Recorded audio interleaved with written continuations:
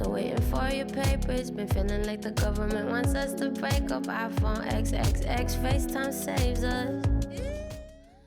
I remember after the song was done, one of the lines that kept jumping out to me the most was, the government wants us to break up. That's in the first verse. The government wants us to break up. And I mean, obviously right now you can't miss it. It's everywhere. It's in the newspapers, it's on Instagram, it's everywhere you look, all these moments and depictions and articles about what's going on with the immigration crisis and families being ripped apart and why, and people pro and people against it. So it's really easy to see a little girl crying for her dad and see me.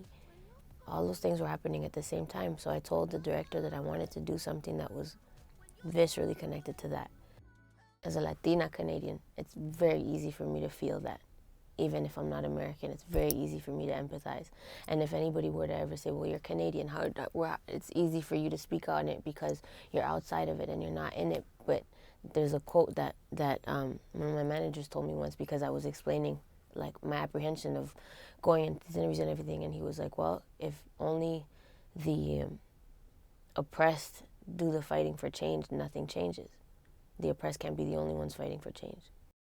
My name is not important. I'm not from here, I'm imported. Yeah, hell yeah, I'm working on the album. I've been nonstop. It's painful, but I'm in the process. I'm damn near done, just polishing things off.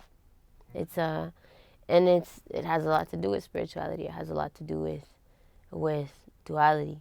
It has a lot to do with life and death and where we go, and switching the identity of both. So how love can have such a positive connotation and death can have such a negative one, but in reality, if you look at it, it's reversed, because the day you find the love of your life is the day you find the person who's going to hurt you the most. That's a shot. That's a shot, baby. I'm telling you, that's going to come in handy later on. Get on, my friend.